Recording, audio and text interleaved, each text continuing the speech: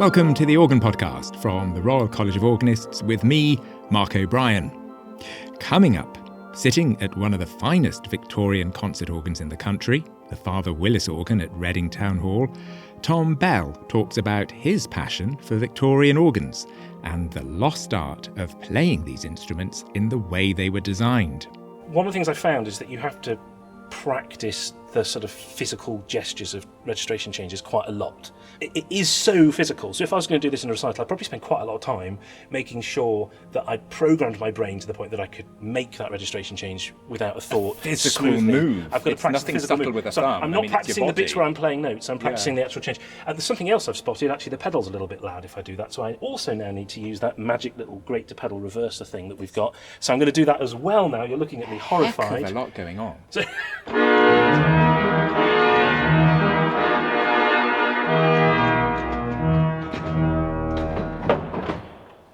But first, William Whitehead has been the brainchild behind an extraordinary project aimed at completing Bach's Orgelbüchlein. Translated as Little Organ Book, Bach began writing this in 1713, but never completed it, leaving 118 unfinished chorale titles. Well, undaunted by this, William Whitehead has spent nearly 20 years tracking down the original chorale melodies and inviting leading composers from all over the world to complete Bach's missing chorale preludes in a most imaginative and eclectic way, resulting in one of the most significant contributions to the organ repertoire in recent times. Well, I met William at the console of the Dobson organ in the chapel of Merton College, Oxford. Well, William, before we talk about your work on this, what was Bach's intention when he started writing his Orgelbüchlein? I think we can be pretty clear that Bach was writing out some little miniature preludes that would introduce the chorale for the singers, the congregation in the church. He's basically giving us a pattern for composers and improvisers to say this is the ideal for how you should introduce a hymn. Basically play a whole verse in an elaborated fashion somehow. So it's much more of a challenge and an art form in itself. But also they had a liturgical function as well, am I right?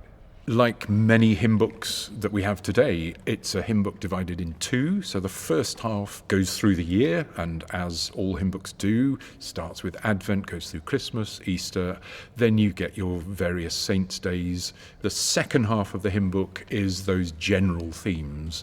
Bach didn't actually label these in his Orgelbüchlein manuscript, but we can sort of say, yeah, there's a group that are mourning hymns, there's a group for death and the grave, there's a group for grace at meals. So these nice little categories, but they're more generalised for the second half.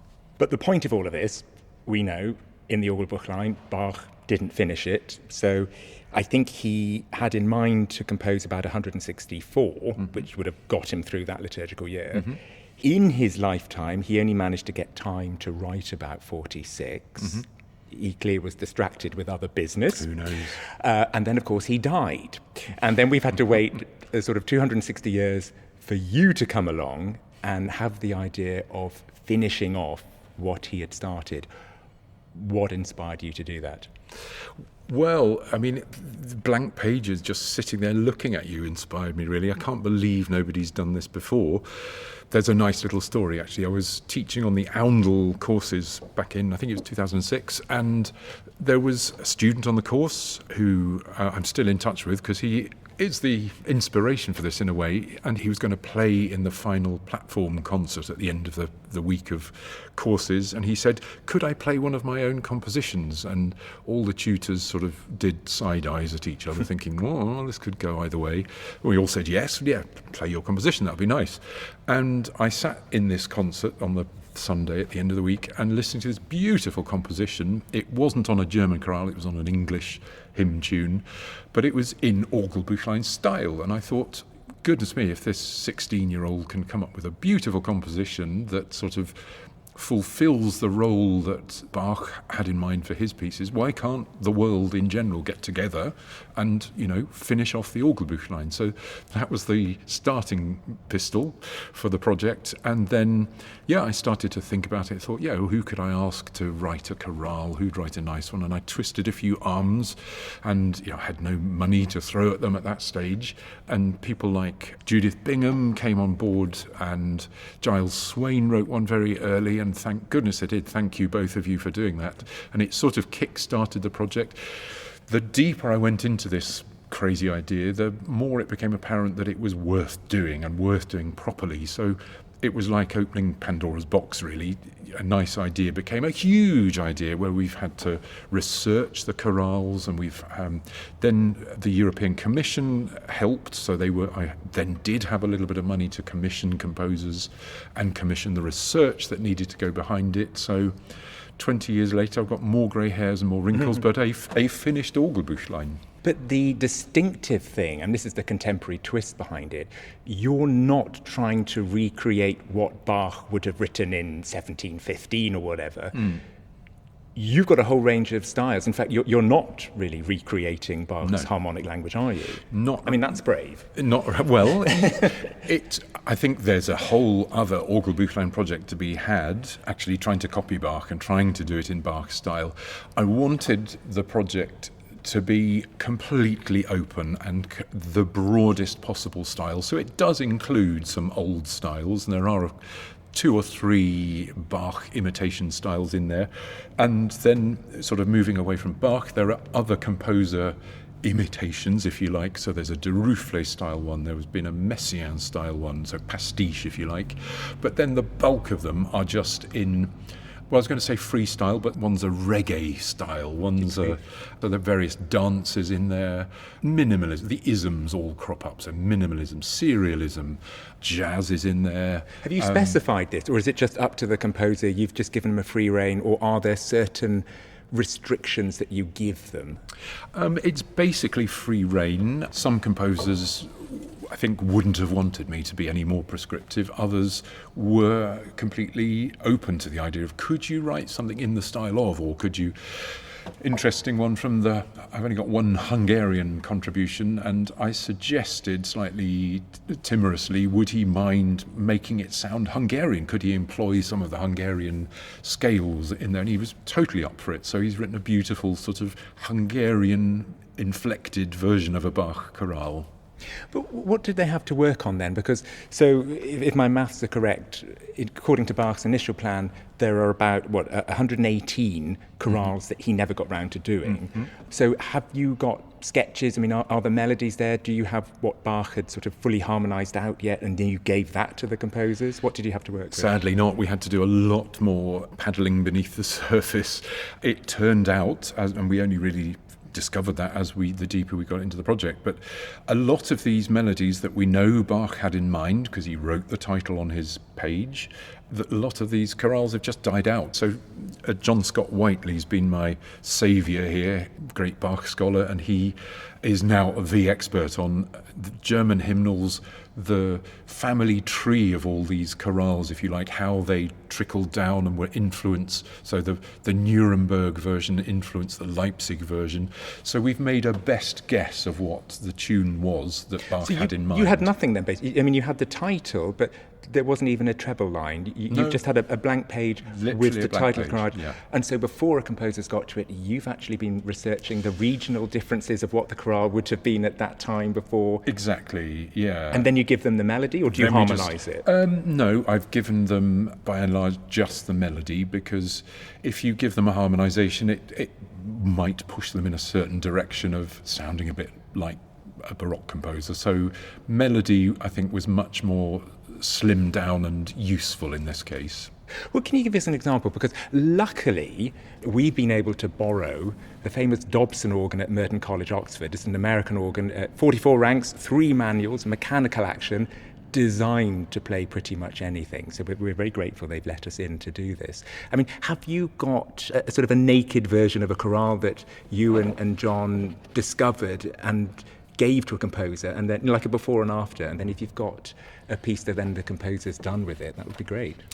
So this one is O wir armen Sünder. So this would have been number 31 had Bach written all of his pieces into his manuscript. This is a chorale that's not very well known today, and the melody, perhaps it's not the most interesting melody. It goes like this.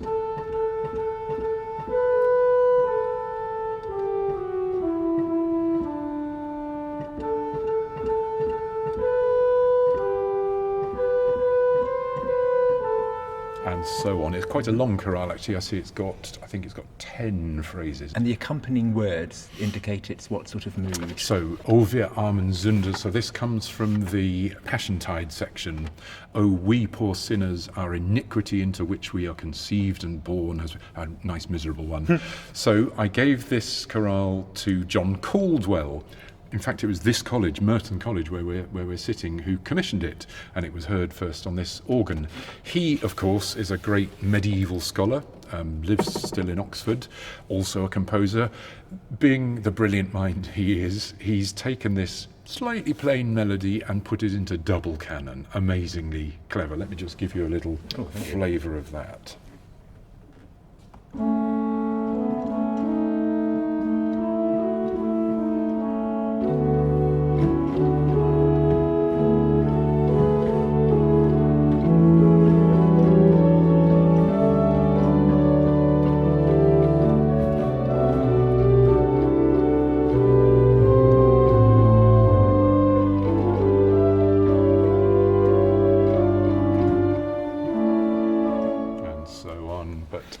That's interesting. I mean, yes, it's not Bach, but it kind of, there's a spirit of Bach in there in the way the melody comes out, the left-hand rhythm. What have you got that really shows the full breadth of style of the work you've been collating? Well, let me just play a couple of extracts. Here is Herzliebster Jesu. So this is one of the famous chorales. It pops up in both of the Passions, I think.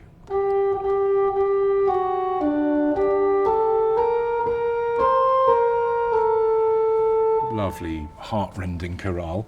This one was given to Gabriel Jackson. This always reminds me of that Portuguese folky style called fado. I don't know whether he had that in mind.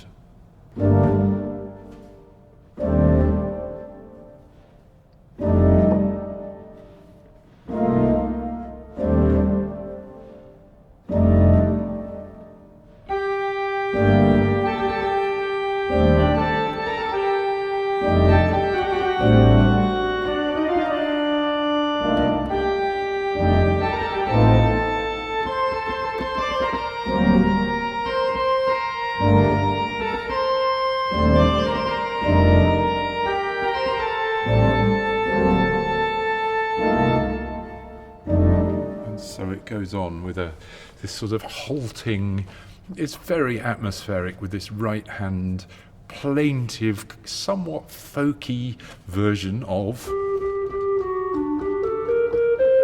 and I really think Bach would get this, because it's exactly a recreation of something like O Mensch bewein in Orgelbüchlein.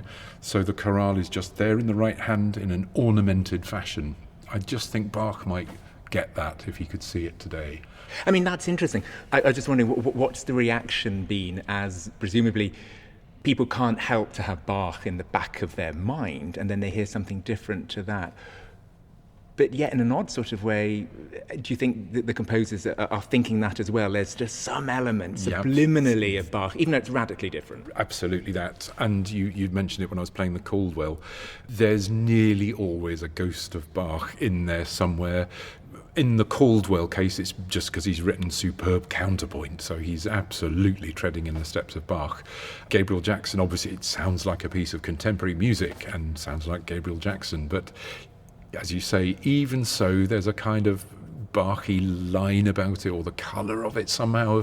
There are so many styles. That was the point of the project, really, to encompass all the styles that composers have at their fingertips at this point in history. So there's this one, for instance, Ach Gott, wie manches Herzeleid, which is after Derufle. I wrote it with two colleagues. We all contributed to it in the composition process, aiming to what would Derufle have done if he'd been commissioned to write an Orgelbüchlein chorale. So Peter Shepherd, who was organ scholar here at Merton a decade ago, came up with the original ideas, and together we worked on it, and then Tim Barron-Wigfield came in and helped us sort of complete it. So it emerged that it was going to be in the style of Derufle. So it's a real committee work with one of Bach's chorales. Well, if here. pop music can have multiple composers, so can classical music. So the Stock Aitken Waterman of the Orgelbüchlein. Exactly. Well, do you want to play a couple of bars? What does it sound like?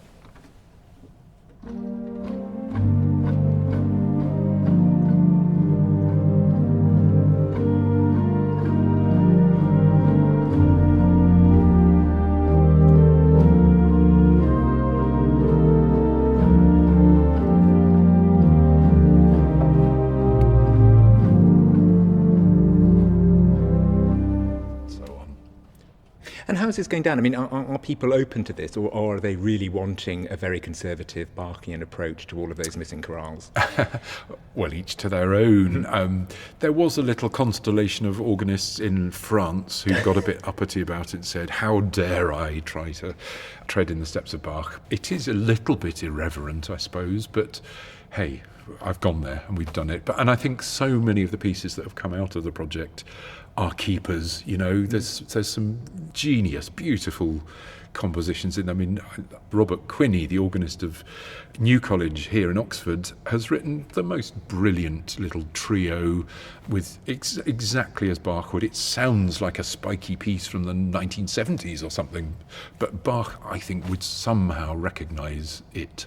But you also are going over Bach because, of course, you are yourself curating, editing the existing works that Bach wrote for the Orgelbüchlein. So have you employed a specific treatment for those in this collection? Yes, I have. I just thought, well, we need to have the complete thing. So you turn the page and it's in exactly the right order that Bach intended.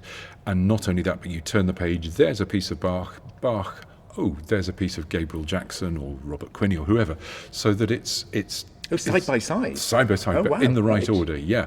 So I thought, rather than just have yet another edition of Orgelbüchlein using what's called P283, the Bach manuscript of Orgelbüchlein, using that as the source, why not, because this is a quirky, project, let's take a slightly quirky view of the Bach. So I've gone to the, if you like, the most important secondary sources, which are two composers, Walter and Krebs. You can even call them the Bach Circle when Bach was in Weimar. So Krebs is a pupil, he's an organ student of Bach's and copied out many of these chorales.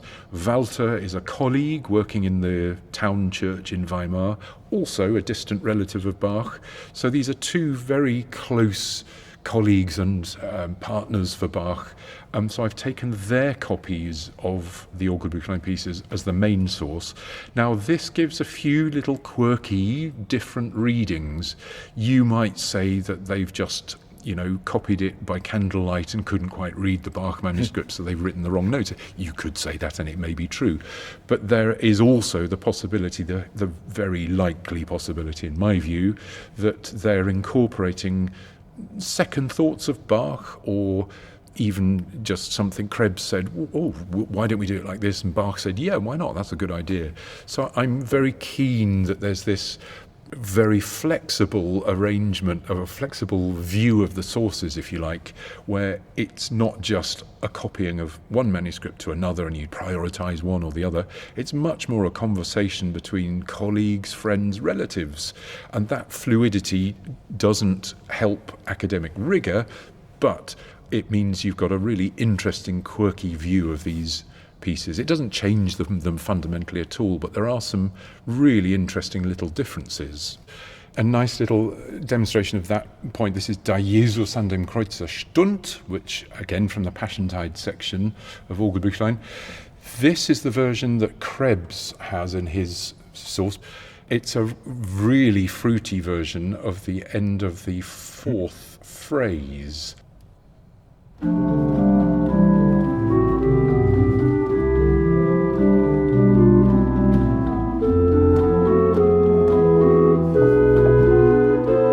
Get that. It actually, the melody is different to what Bach has in his manuscript, and it actually comes from a different hymn book, that. So I wonder if that might be actual Bach, or it might be Krebs saying, we don't do that version in my church, I'm going to change it. Who knows, but gives a nice different flavour to these Bach chorales. So how long has this taken you to get this far? I mean, I wasn't aware of all the work on actually finding the chorales, let alone getting people to compose for them. It's just sort of mushroomed, really. It's also grown in ways I wasn't expecting, because although we're printing a kind of core collection of these, it'll be 164 altogether when all the volumes are out. There's also some of the composers who perhaps have written inspired wonderful pieces, but they're a bit long, because of course Bach is incredibly concise in what he wrote. So some of these longer but nevertheless brilliant pieces we're putting into a category called Orgelbüchlein Extended. So, for instance, David Coonan, Irish composer, wrote a brilliant toccata. It's so brilliant, but it's a bit long to actually sit alongside some of these small Bach pieces, so we're issuing that online. There's also the Orgelbüchlein Community, and I'm really thrilled with the way that's taken off. So this is, we just accept anybody's composition. We put it up on the website, so it's a have a go section, if you like. Nevertheless, some brilliant compositions have come out of that, and I've hooked a couple of those out to actually publish. They're so brilliant. There's one coming in the next volume, volume 6, by a guy called David Till, who I think was a computer programmer. He's retired now, but he just sent in this piece for the Orgelbüchlein Community, and it's totally brilliant. So I'm having it. So where are we now? Right now, volume 1 has just come out. One has just come out. Although you did start with volume 4. So explain now the odd way round of releasing the volumes. Well, we took inspiration from Star Wars, obviously, that you start with episode 4. No, if we'd started with volume 1, it would have been very Bach heavy, because Bach did compose lots of the Advent, Christmas, Passiontide chorales. So it didn't seem a good way to flag up what this project was. So we launched into volume 4, which is contemporary composer heavy. There are a couple, I think it's 2 or 3 Bach chorales in there, but most of them are contemporary. So there's not really any logic to it. We've gone volume 4, then volume 3 came out, and now volume 1, volume 6 will be the next one. And are they all really hard to play? No. You've got a variety. I mean, anyone can tackle some of them. Yeah, absolutely. And that's another thing I've tried to sort of build into each volume, that there's a real range. Some of them were even explicitly commissioned so that a grade 6 player could play them. Alex Campkin wrote one, Rugby School commissioned it, and one of the boys at the school premiered it. So it's a really simple, really brilliant piece, though, because there's nothing harder than writing simple music. But then, of course, yeah, there are some absolute virtuoso ones. The German composer Daniel Beilschmidt, he is an organist in Leipzig. He wrote one where you play double pedal, and it's a canon for each foot, but they go at different speeds. So your left foot is going at 2/3 the speed of your right. Impossible. It is playable, but I wouldn't wish it on a young player. Well, you've obviously been living this. I mean, I suspect, 19, 20 years you started this. This might be an impossible question, but have you got a favourite? Can you play something, that captures the spirit of what you've been doing on this project? One of the ones that's become incredibly popular and that's coming out in the next volume, volume 6, is the one by Jacques van Oortmessen. Oh, right. Wonderful organist who we lost 10 years ago. But his Nun ruhen aller Wälder, so quite a well-known chorale again, has already sort of found its place in the repertoire. It's a brilliant little exercise in minimalism, so the hands are giving repeated patterns, and then the feet double pedalling again, but it's just the chorale is in the pedals. It is a favourite, that one, yeah. So can you give that one a go? Why not? Here it is, Nunruhen aller Wälder by Jacques van Oortmersen. William Whitehead, thank you very much indeed. Great pleasure.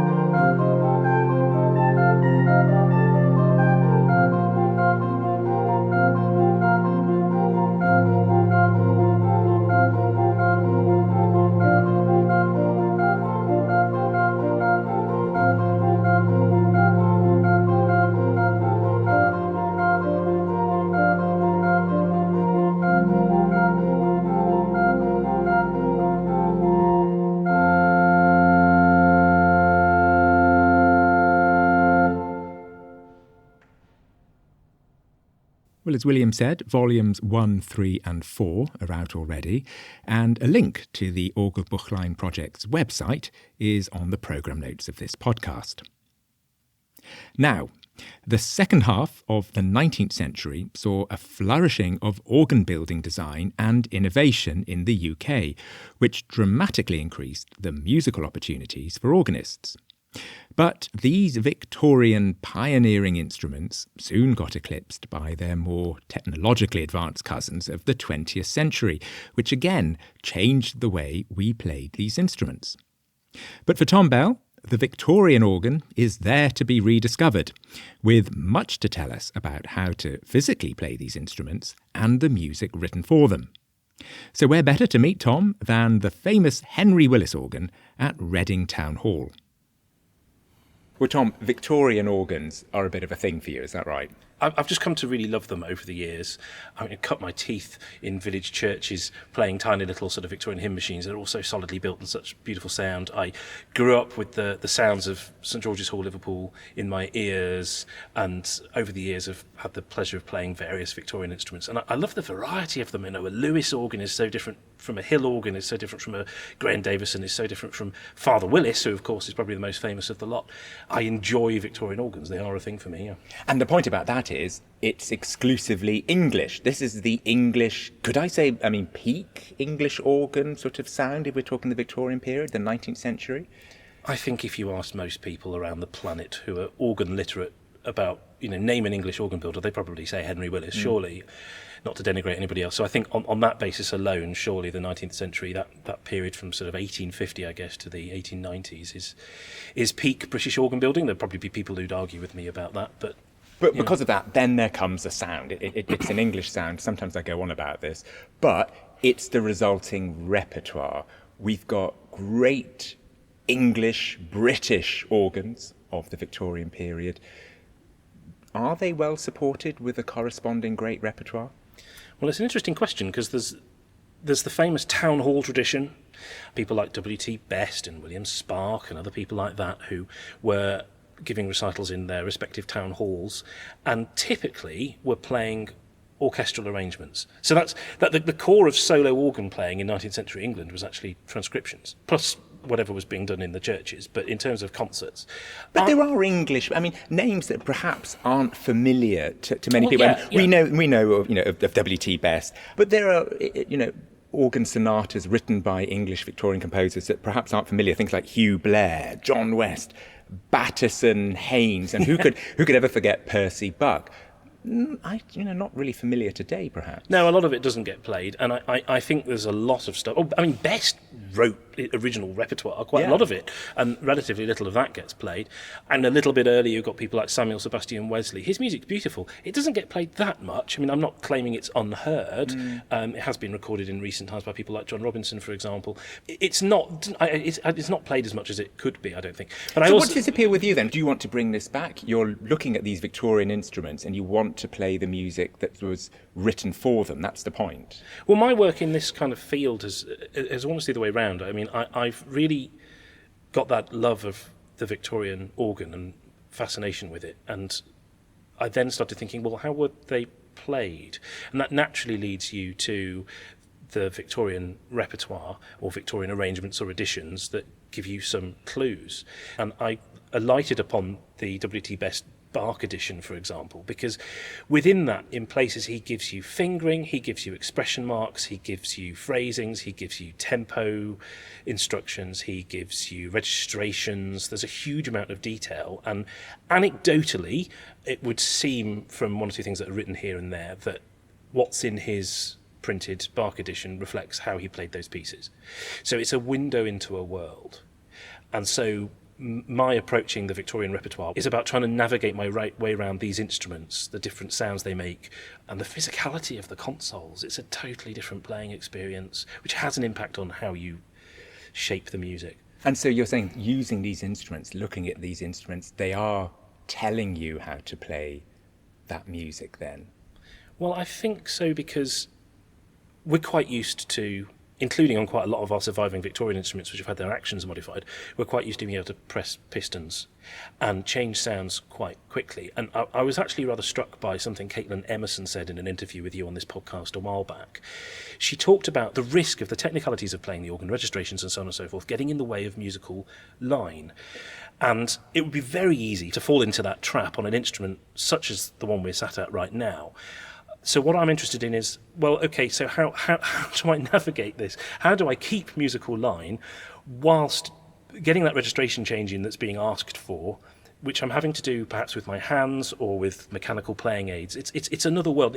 On a modern instrument, modern registration system and all the rest of it, I just press the plus button and the sound would change instantly and I could carry on. I wouldn't break the musical line necessarily. This organ, it's much more difficult. Well, look, let's talk about this organ, because we're very lucky. We're in Reading Town Hall, and I guess I'm right in saying we've got raw, unadulterated Willis here. This is probably one of the finest Willis organs, perhaps of this size, in such a preserved, unaltered state, possibly anywhere in the world. It's 4 manuals. It's part of the Reading Museum, which is in Reading Town Hall. It's been lovingly looked after by the Berkshire Organist Association. It's regularly used.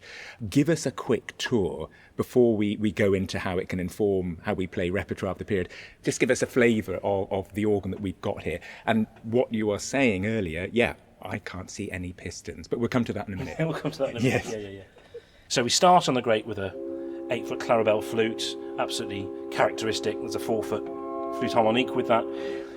The smaller of the great diapasons, very stringy, quite characteristically Father Willis, very bright. Obviously there's another diapason, 8 and 4, 12th and 15th, and then a mixture, which I'll put on its own for a minute, and then capped with a bassoon and a clarion. Oh, that's a big old sound. It is really. a big old sound. And obviously that's a typical Willis sound. I think so, yeah. I mean, the sort of redominated chorus, the sort of slightly stringy diapason sound. I mean, it's recognisable, isn't it? Okay, over on the swell, remember the genesis of this organ is an 1860s instrument, and it's this kind of medium-sized organ. So there isn't a vox celeste, there isn't a voix celeste, there isn't a vox angelica. So there's no string at all, in fact, on the swell. So we have, again, we start with the flute. This time it's a mellow stop diapason. So there's the stopped, there's an open. I'm tempted to go for the hautboy next, the reed, little oboe. Big 4-foot principal and a 16-foot double. Piccolo, and then there's a sesquialtera and 2 reeds.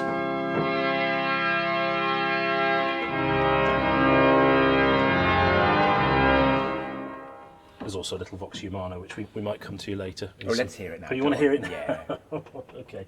Well, I've got to work out what the tremulant is, Mark. So the tremulant is a hitch-down pedal over there. I think that's right.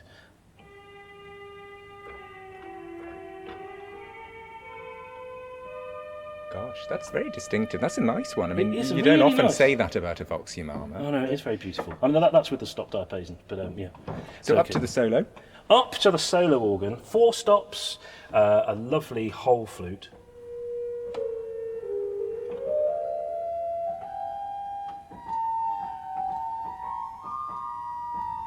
Four-foot.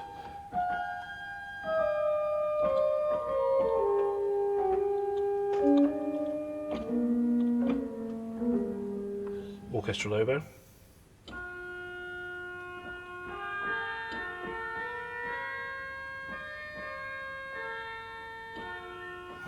And the tuba.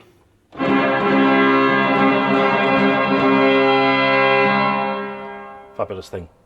So the choir organ, there are 2 strings. There's a lovely solitional.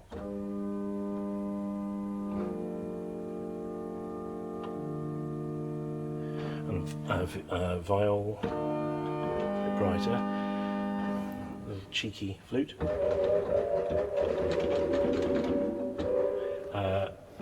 And then there's a 4-foot and a 2-foot above that.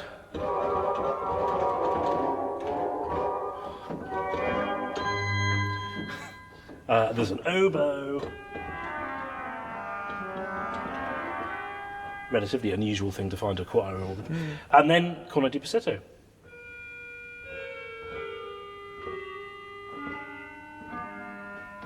I mean, of course I'm going to say this, but it's true. I mean, all of it sounds really lovely. And I think the thing to remember, yes, this was restored in 1999 by Harrison's. This really is, as close as we can say it, what Father Willis had in mind.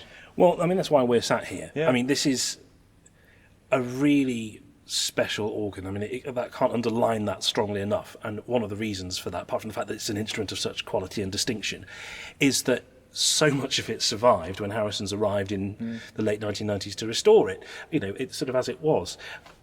But back to the plot of how it plays music. If I now look down to the pedal board, and this is where we start to get to the business of things, there is a little bit of a torture chamber of metal implements. So there are no pistons under the keyboards, and you've got, 4 metal. They look a bit like the piano sustaining pedal. That's what they look like. But you've got 4 of them in a straight line.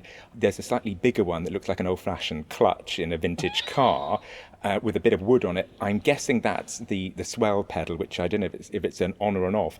And then the tremulant is then at right angles to you. That's another metal pedal.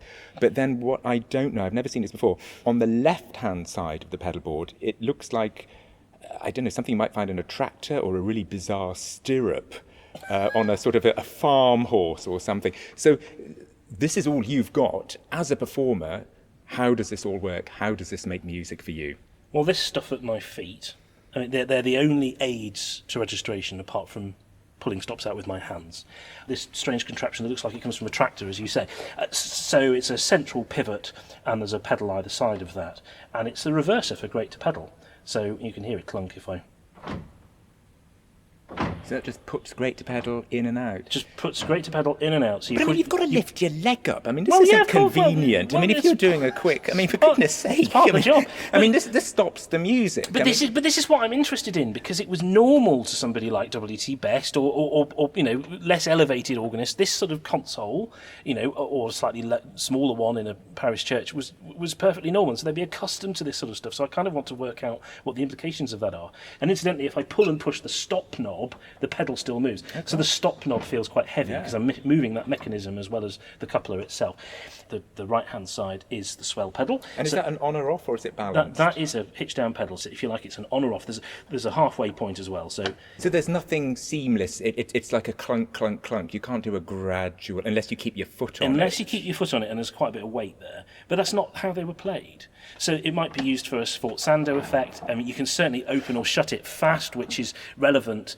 You'd open it quite quickly, you'd shut it quite quickly. You wouldn't have a long Halcyon, a hairpin over several bars. Really, so again, we're going back to the music of this period. So that sort of gradual, very melodic, gentle crescendo, diminuendo, they just wouldn't have done it because it's kind of like on halfway full. Yeah, I mean, if you did do it, it's quite a physical effort to do it. Yeah, so I think things are a bit more sort of terraced. That's really interesting. So those are those controls, and then we come to the middle, and so we've got 3 composition pedals, mechanical composition pedals to the swell, and 4 to the great. And so that's all I've got to go on if I'm registering a piece, other than using my hands, when it comes to changing the sound. And I'm lucky here in that the great composition pedals, of which there are 4, also draw pedal stops. That's not always the case. If you were to go to Union Chapel in Islington, another Father Willis, you have to pull out the pedal stop separately, which is a bit stressful.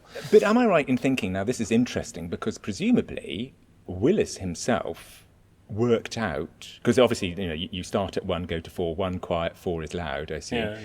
Willis himself is working out the crescendo build-up progression. So are we getting an insight into exactly how he wants his chorus to work? Yeah, either Willis. I mean, I assume Willis, or maybe the borough organist, or somebody had an opinion on how because it's fixed. Because it's fixed. You can't go around the back and change the switches. This is it. I mean, you could. You need a soldering iron and a spanner. You need a screwdriver and goodness.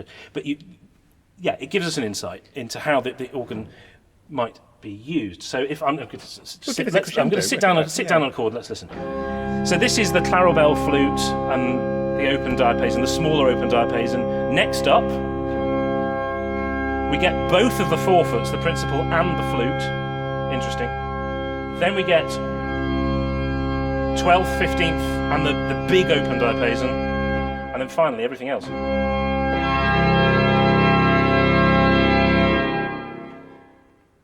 So what this tells me here is that the mixture is intended to come out with the reeds. Quite often these days we sort of habitually build up a crescendo. You get to great to 2-foot, then you add the mixture, and then you crown that with the reeds. Well, that's not always the case. And a few years after this, you get into the early 20th century, it was a given that these sort of Arthur Harrison-style harmonics mixtures, for example, they would come out with the reeds to add harmonics, to add brightness and brilliance to the reed tone. A few years earlier, in the Victorian era, different organ builders would probably have different expectations. So Lewis, for example, builds these choruses like Southwark Cathedral's chorus, big quint mixture. You'd use the mixture on top of the principal chorus, and then you'd add the reeds, or at least you've got that option. Here, it's very much the intention that the mixture lives with the reeds. The two go hand in hand, if you see what I mean. Yeah, and so that's important when you're playing music of this period. That's the kind of thing you need to know. It is the kind of thing you need to know. That's what this organ is telling us. But one of the interesting things, as I've said, it's actually different from organ builder to organ builder, which is one of the reasons why the Victorian organ sort of fascinates me so much.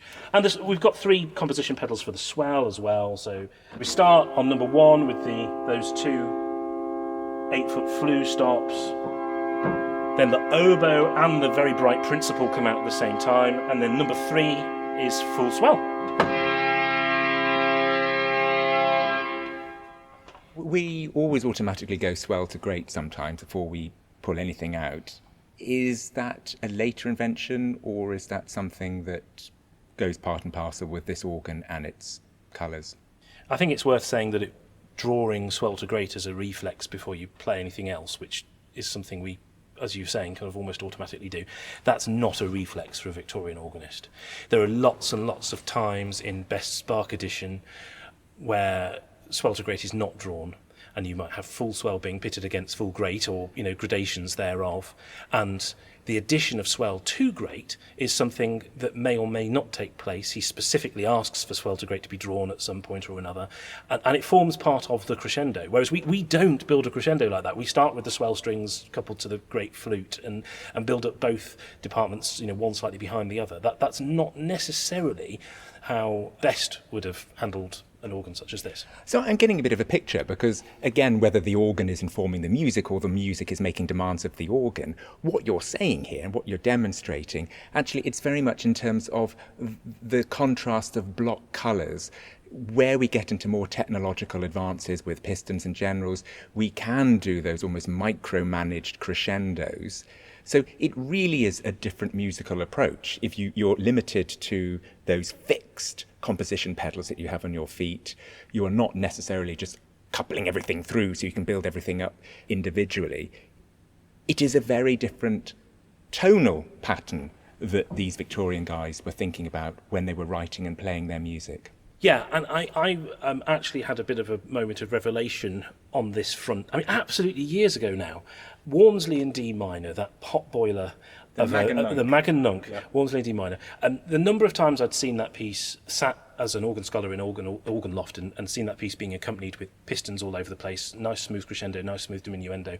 And I'd never taken the slightest bit of notice, and the same could be said of various Wesley accompaniments, never taken the slightest bit of notice of what he's actually asking for.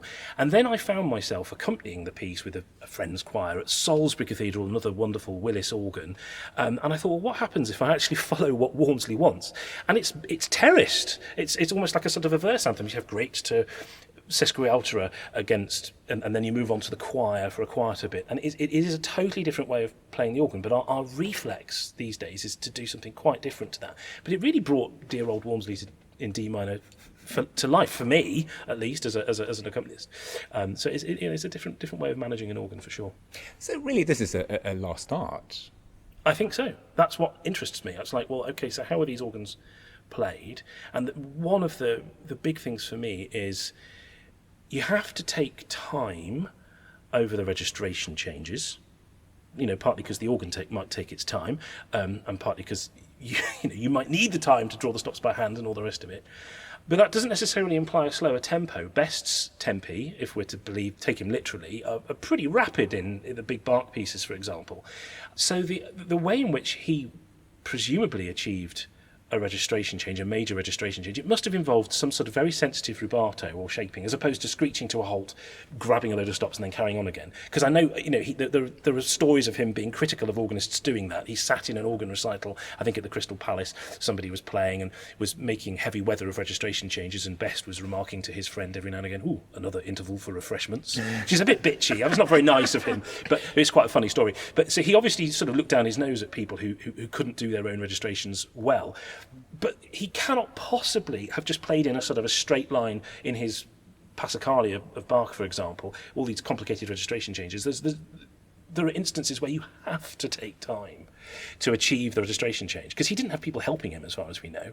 He must have done it himself. So there must have been some way of shaping a musical Well, can phrase. you demonstrate? If you got something, you can pull out your bag and just show how you would approach playing it on an organ like this. Well, I've got an array of wonders here, Mark. You've got a huge score. That fills the entire music desk. Yeah, I was looking actually. Oh, yeah, it's actually scraping the top of for the partially sighted, this manuscript you've got. Well, I've got various things, but as I'm sat here with the Coronation March by Meyerbeer, Best's arrangement of Meyerbeer's Coronation March, exactly the sort of thing he'd have played at St George's Hall. This is an orchestral transcription, etc. And what I thought we could do is, shall we register it together and work out where the pinch points are and what's difficult. So he starts out asking for fortissimo on the great. Well, I'm just going to push pedal number 4. Push pedal number 4. That Done. Very helpfully brings out pedal stops for me as and well. And that's everything. The entire great is every just shot single out. stop knob and the pedal as well. Yeah. Yep. And a few bars later, it says great fortissimo, but he puts in brackets, he points out that this is a fanfare from the brass section of the orchestra, and he wants that accompanied on full swell. Note, he doesn't say anything about coupling swell to great. Oh. Now, my idea might be, not that Best says it, to add those great reeds at that point with the composition pedal. So actually, maybe I'll start on great's 2 foot.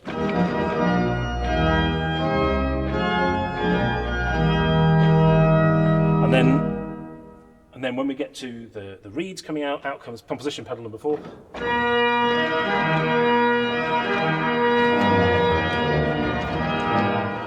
You see, I would have instantly coupled swell to great for that opening, but you haven't. You've just gone for the great chorus because he doesn't ask for swell. He didn't want it. He doesn't ask for swell, and he's using the two departments separately. Having said which, we're sitting on a large organ that's got a tuba, so maybe maybe I might couple here. He doesn't say one way or the other. I'll have full swell coupled to great to 2 foot, and then my brass bit's going to happen on the tuba.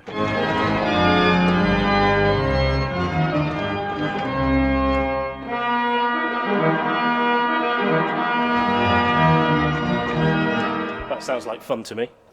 So the next thing that happens is we go down to a pianissimo section. What's he want? He wants the right hand on the great, 8 foot, swell coupled to great, he specifically says for the first time, and the left hand is on the swell, and we need a quiet pedal registration. So you've got a diminuendo here while you're playing. This is where you've now got to show your metal. Now we've got to show our metal, and I'm going to look ahead a few bars. There's also an interjection from the choir flutes.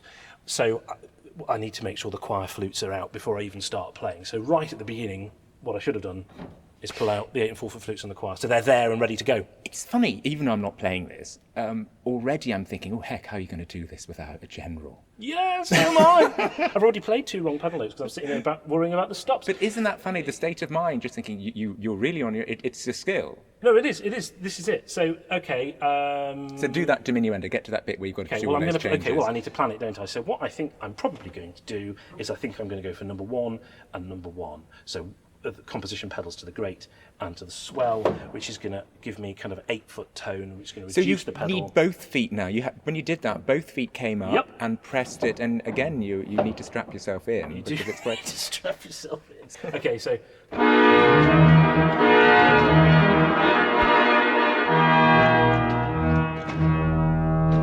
So you put the pedals down.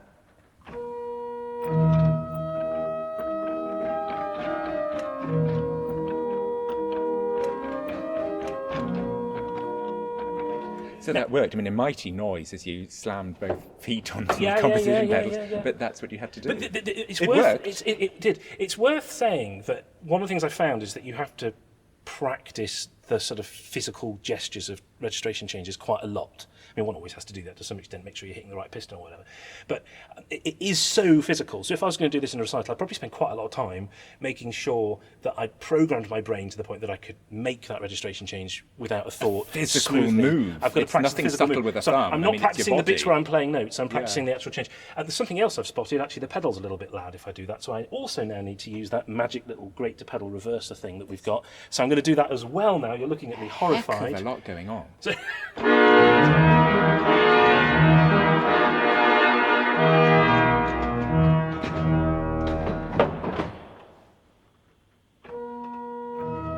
we go.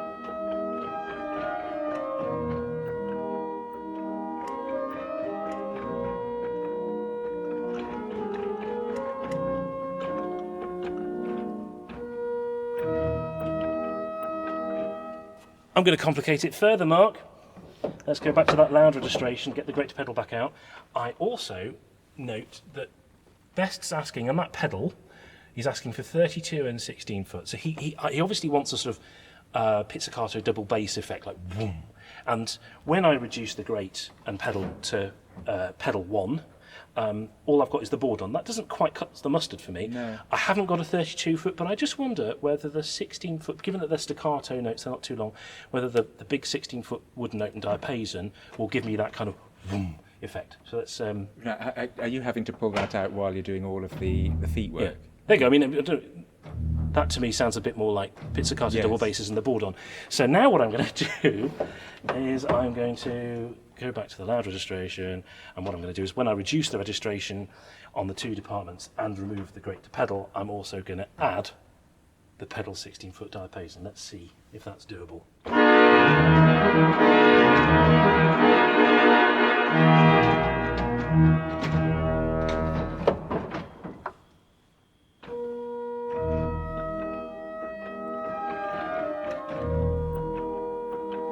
It's like being a magician. It's the sleight of hand. I mean, I was watching everything, but I couldn't take in everything you... I mean, that is pretty impressive, actually. Just the dexterity, the physical independence of having to move both legs at the same time. You were then doing something with your hand. You then had to use that weird metal thing at the other end to take the combinations down.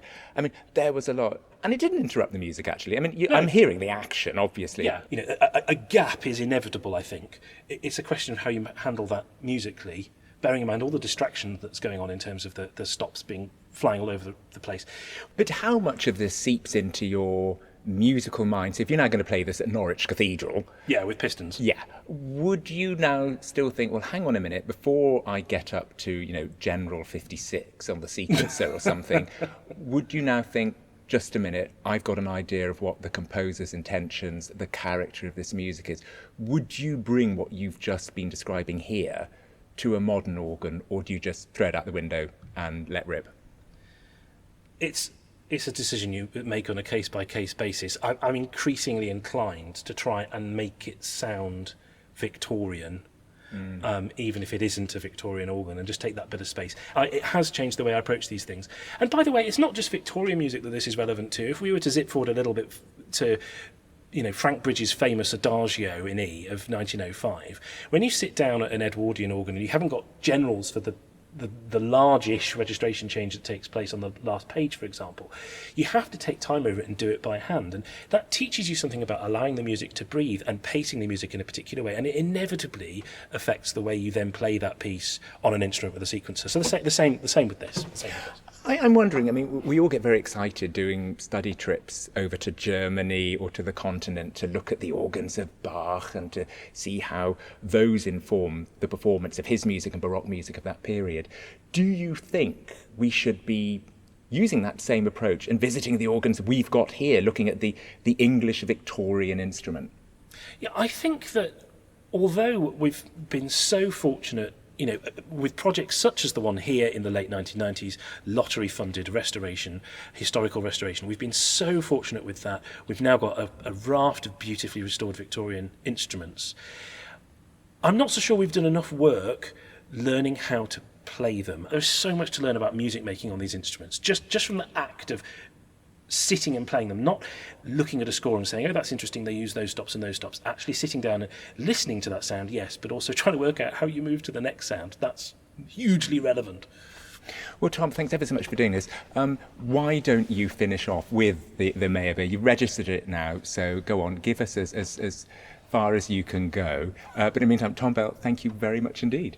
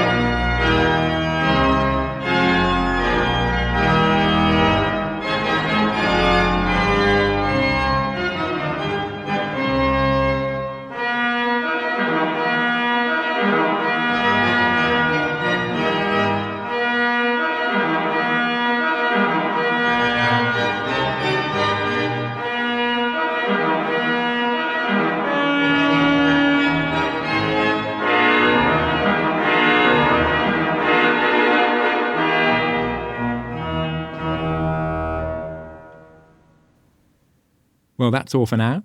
Next time, on the final episode of the Organ Podcast, I talk to Gordon Stewart about the great variety the organ has given him in his life and performing career.